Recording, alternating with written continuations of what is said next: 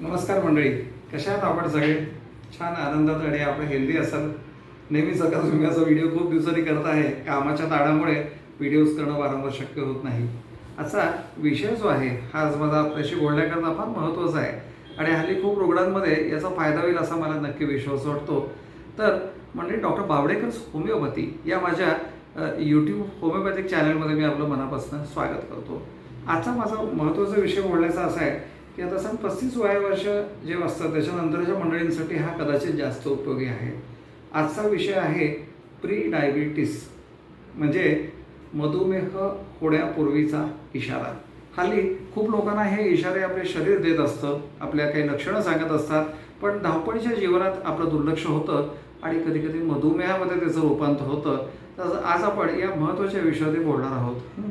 आता बरेच वेळा काय होतं की मधुमेह होण्याच्या अगोदर जेव्हा प्री डायबिटीस असतो तेव्हा रक्तामधल्या साखरेचं प्रमाण हे बरेच वेळा नॉर्मल असतं, कदाचित नॉर्मलपेक्षा कमीसुद्धा असतं. कधीतरी ताणतणावात थोडं वाढतं, गोड खाल्यावर वाढतं आणि परत नॉर्मलला येतं. रुग्णांना रॅन्डम शुगर केल्यावर असं वाटतं चला एव्हरीथिंग इज फाईन, मला सध्या तरी काही नाही. पण काही वेळा ही शरीराकडनं मिळालेला हा एक संकेत किंवा इशारा आहे हे आपल्याला माहितीच नसतं. आता टाईप 2 मधुमेह जो आहे त्याचं प्रमाण तर खूप आहे. प्रत्येक कुटुंबात 1 ते 2 व्यक्ती हे मधुमेहाने ग्रस्त आहेत. त्याच्यावर ब्लड प्रेशर आहे आणि नक्कीच ते जसं वय वाढत जातं तसं आजाराचंही वय वाढतं आणि त्याचे मग कॉम्प्लिकेशन्स हार्ट, लिव्हर, किडनी हे सगळे त्याच्याबरोबर जोडीला मॅनेज करणं चालू असतं.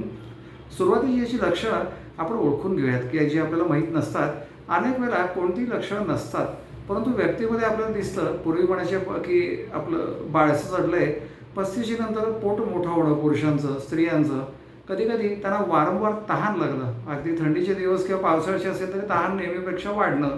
वारंवार लघवीला पाणी पिल्यामुळे जायला लागणं, त्यांना वाटतं पाणी प्यायल्यामुळे लघवीला जायला लागतं, वारंवार लघवीला जाणं.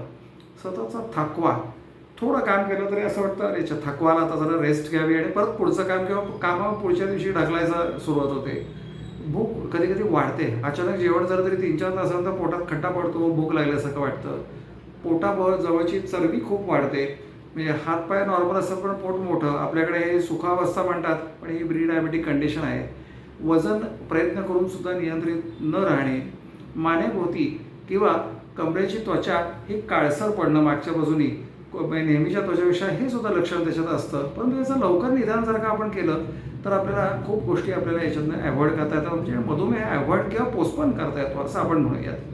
आता त्यासाठी फास्टिंग आणि पोस्टपायनल शुगर मंडळींनी निदान 6 महिन्यात एकदा करावी आणि HbA1c करावं.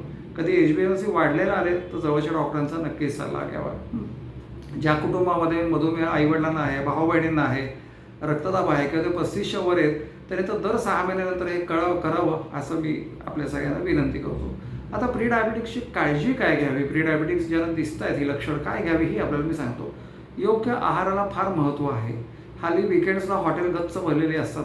रोज जेवणाचं खाऊन कंटाळतो म्हणून आपण वेगळ्या वेळेस पार्सल, स्विगी, झोमॅटो याच्यानं मागवतो आणि खातो.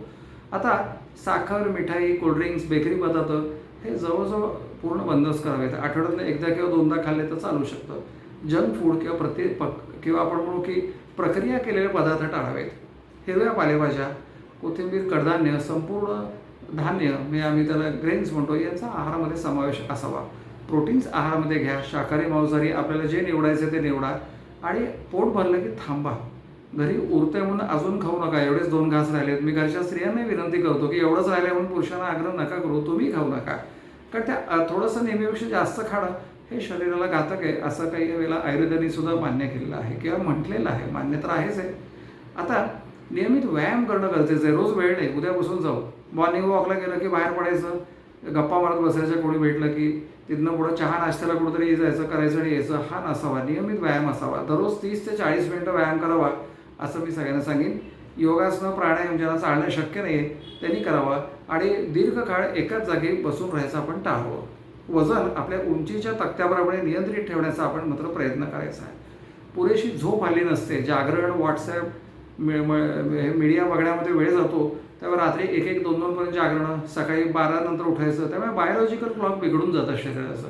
त्यामुळे निदान 7 ते 8 तरी तास झोप असावी आणि साधारण रात्री 10 नंतर सकाळी पहाटे 6-6:30 पर्यंत तरी घ्यावी असं मी सगळ्यांना एक सल्ला देईन. तणावमुक्त जे आपलं आयुष्य आहे त्याच्यावरती नियंत्रण ठेवावं. आपल्या हातात नियंत्रण नाही आहे, मला माहिती आहे. तणाव हा परिस्थितीप्रमाणे येतो, पण तरी थोडंसं ध्यान करणं, प्राणायाम, योग किंवा पॉझिटिव्ह बोलणं, निगेटिव्ह बोलणी वारंवार आपल्या आयुष्यामध्ये किंवा इतरांशी, घरातल्यांशी सारख्या न उगाळणं, याने आपण प्री डायबिटीस मात्र नक्की टाळू शकतो. आता काही जो बी होमिओपॅथिक औषधं आम्ही लक्षणांप्रमाणे सांगतो, परंतु ती आपण मनाने वापरू नका, डॉक्टरांचा सल्ला घेऊनच वापरा. सिझिलियम जांबोलिकम हे औषध आमचं फार जुनं आहे. ज्यांना वारंवार तहान लागते आणि लघवी लागते, तर अशा लोकांसाठी याचा वापर होतो. फॉस्फरिक ॲसिड म्हणून औषध आहे की ज्याच्यात मानसिक आणि शारीरिक थकवा येतो, अशक्तपणा येतो, तर अशा लोकांसाठी ॲसिड फॉस्फरिकम हे औषध आहे. लायकोपोडियम हे औषध आहे की ज्याला खूप उकडतं, पोटामध्ये सारखा गॅस धरतो, लिव्हरचे काही विकार असले तर लायकोपोडियम हे औषध आहे. युरेनियम नायट्रेट एक आहे की ज्याच्यामध्ये रुग्णांना त्वचेला खास सुटते, कोरडी पडते, लघवीतनं साखर खूप जाते, त्यांच्यासाठी वापरता येतं. सेफालँड्रा इंडिका म्हणून एक औषध आहे. तहान लागणं, अशक्तपणा वाढणं, रक्तातील साखर वाढायची सारखी टेंडन्सी असणं, पथ्यपाळणसुद्धा त्यांच्यासाठी हे फार महत्त्वाचं आहे. तर आता मी तुम्हाला एक थोडा व्हिडिओच्या एंडला एक सल्ला शेवटचा देऊ इच्छितो. प्री डायबिटीसला घाबरण्याचं कारण नाही, तर वेळेत सावधान होण्याचा आपण तो एक इशारा आहे असं आपण पॉझिटिव्हली घ्यावं. योग्य आहार, नियमित व्यायाम, वजन नियंत्रित ठेवलं तर याचं प्रमाण व पुढचं मधुमेह होण्याचा धोका आपल्याला खूप टाळता येतो. तर आजच आपल्या आरोग्याची काळजी घ्या आणि आपण निरोगी उद्याची तयारी करा असं मी सांगेन. तर मंडळी, हा व्हिडिओ आपल्याला आवडला असल्यास हा लाईक करा, शेअर करा. आरोग्याविषयी माहिती मिळण्यासाठी आमच्या चॅनलला जरूर सबस्क्राईब करा. निरोगी राहा आणि जागरूक राहा. धन्यवाद.